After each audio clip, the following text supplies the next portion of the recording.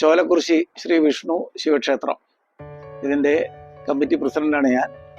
എൻ്റെ പേര് വിശ്വനാഥൻ. ഈ ക്ഷേത്രത്തിൻ്റെ പഴക്കത്തിനെ കുറിച്ച് ചോദിച്ചെന്ന് വെച്ചാൽ അങ്ങനെ ആധികാരികമായിട്ട് പറയാൻ പറ്റില്ല. വാഗ്മൊഴിയായിട്ട് മാത്രമേ ഉള്ളൂ. ഇതിന് ശാസ്ത്രീയ അടിസ്ഥാനമൊന്നുമില്ല. ഒരു 225 കൊല്ലെങ്കിലും ഇതിന് പഴക്കമുണ്ട് എന്നുള്ളതാണ് മനസ്സിലാക്കുന്നത്. കാരണം ഇതിൻ്റെ രക്ഷാധികാരിയായിട്ടുള്ള ഈ കൃഷ്ണവാര്യർ, അദ്ദേഹത്തിൻ്റെ അച്ഛനൊക്കെ ചെറുപ്പത്തിൽ ഇവിടെ വിളക്ക് വെച്ചിട്ടെന്ന് പറഞ്ഞു കേട്ടിട്ടുണ്ട്. അപ്പൊ തന്നെ എന്തായാലും ഒരു 175 കൊല്ലം ഉണ്ടാവും എന്നുള്ള അറിയാം. അങ്ങനെ ഇതിന്റെ പഴക്കത്തിനെ കുറിച്ച് പറയാൻ പറ്റും. പിന്നെ ഈ ശിവക്ഷേത്രം ആദ്യം ഇവിടെ അല്ലായിരുന്നു, കുറച്ച് മുകൾ ഭാഗത്തായിരുന്നു. പിന്നെ വീണ്ടും ഒരു 30 കൊല്ലം മുമ്പാണ് ഇങ്ങോട്ട് പുനഃപ്രതിഷ്ഠ നടത്തിയിട്ടുള്ളത്. ഒരു ഇവിടെ തന്നെ വേറെ ഭഗവതി ക്ഷേത്രമുണ്ട്. നാഗരാജാക്കന്മാരുടെ ഒരു ഉപദേവന്മാരായിട്ട് ഇതും കൂടി ഉണ്ട് ഈ ക്ഷേത്രത്തിൽ. വേറൊരു കമ്മിറ്റിയൊക്കെ ഉണ്ട്. ഇപ്പൊ കമ്മിറ്റി വന്നതിന് ശേഷം 10-32 കൊല്ലമായിട്ടാണ് ഇതിന്റെ ഒരു പ്രവർത്തനം വന്നുള്ളൂ.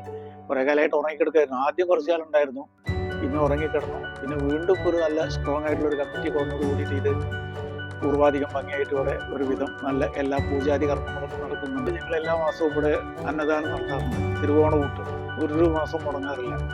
അപ്പൊ അതിനൊരു 100-300 മുതൽ 100 ആൾക്കാർ ഇവിടെ വരും. ഇപ്പോഴാണ് ജനങ്ങളുടെ എല്ലാ സഹകരണം ഉള്ളത്. പിന്നെ ഇത് പോപ്പുലേഷൻ വളരെ കുറവുള്ള ഒരു ഏരിയയാണ്. പോപ്പുലേഷൻ വളരെ കുറവാണ്. എസ്റ്റേറ്റ് ആവുക, കൃഷി സ്ഥലമാകുമ്പോൾ അറിയാമല്ലോ പോപ്പുലേഷൻ കുറയുന്നുള്ളത്. അതുകൊണ്ട് തന്നെയാണ് ഇതിന്റെ പോപ്പുലേഷൻ കുറവായത് കാരണമാണ് കുറച്ചു കാലം ഇത് വീക്കായിട്ട് കിടക്കാനുള്ളൊരു കാരണം. പിന്നെ ഇത് പാലക്കാട് ജില്ലയിലെ കരിമ്പുഴ പഞ്ചായത്തിലെ 18ാം വാർഡിലെ ഉൾപ്രദേശത്ത് കിടക്കുന്ന ഒരു ക്ഷേത്രമാണ്. പാലക്കാട് കോഴിക്കോട് നാഷണൽ ഹൈവേ ഉണ്ട്. അതിൽ നിന്നും മുടക്കാട് ഇറങ്ങിയെന്ന് വെച്ചാൽ ഒരു 6 കിലോമീറ്റർ വന്നാൽ ഇവിടെ എത്തിപ്പെടാൻ പറ്റും. കുണ്ടൂർക്കുന്ന് ഹൈസ്കൂൾ വഴി ഇങ്ങോട്ട് വരാം. അതാണ് നാഷണൽ ഹൈവേ എന്നുള്ള വഴി. പിന്നെ ഒരു സ്റ്റേറ്റ് ഹൈവേ ഉണ്ട്, ഒറ്റപ്പാലം മണ്ണാർക്കാട്. അത് സ്റ്റേറ്റ് ഹൈവേ ആണ്. ആ സ്റ്റേറ്റ് ഹൈവേയിൽ നിന്ന് കോട്ടപ്പുറം എന്ന് പറഞ്ഞുള്ള സ്ഥലത്ത് 3 കിലോമീറ്റർ വന്നാലും ഈ ക്ഷേത്രത്തിൽ എത്തിപ്പെടാം. ഇപ്പോൾ വാഹനങ്ങൾക്കൊക്കെ വരാം, വലിയ വാഹനങ്ങൾക്ക് വരാം, ചെറിയ വാഹനങ്ങൾക്ക് വരാം. എല്ലാ സൗകര്യങ്ങളും ഉണ്ട്. ഇപ്പോഴത്തെ പ്രവർത്തനമായിട്ട് പൂർവാധികം ഭംഗിയായിട്ട് കൊണ്ടുപോകാമെന്നാണ് ഞങ്ങളുടെ പ്രതീക്ഷ. ഗുരുവായൂർ ക്ഷേത്രത്തിൽ നിന്ന് നമുക്ക് എല്ലാ വർഷവും സഹായം കിട്ടാറുണ്ട്.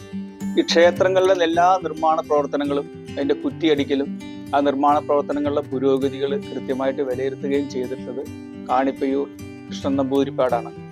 അദ്ദേഹത്തിന് ശേഷം അദ്ദേഹത്തിൻ്റെ ബന്ധുക്കൾ വന്ന് കൃത്യമായിട്ട് ഇതിൻ്റെ മേൽനോട്ടം ഇപ്പോൾ നടത്താറുണ്ട്. ഈ ക്ഷേത്രം തന്ത്രി നാറാണമംഗലത്ത് കുമാരസ്വാമി ഭട്ടതിരിപ്പാടാണ്. 2 ക്ഷേത്രത്തിൻ്റെയും തന്ത്രി അത്രയാണ്. പ്രത്യേകിച്ച് ശിവക്ഷേത്രത്തിൻ്റെ കാര്യം പറയുകയാണെങ്കിൽ മൃത്യുഞ്ജയ ഹോമവും ഏറ്റവും പ്രധാനപ്പെട്ടത് ശിവരാത്രി.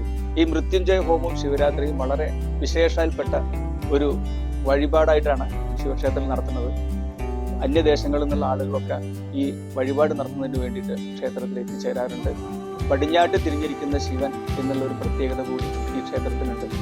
ബാക്കി ക്ഷേത്രങ്ങളിൽ നിന്ന് വ്യത്യസ്തമായി പടിഞ്ഞാട്ട് തിരിക്കുന്ന ശിവൻ ഉഗ്രമൂർത്തിയാണെന്നാണ് പൊതുവെ പറഞ്ഞു കേട്ടിട്ടുള്ളത്.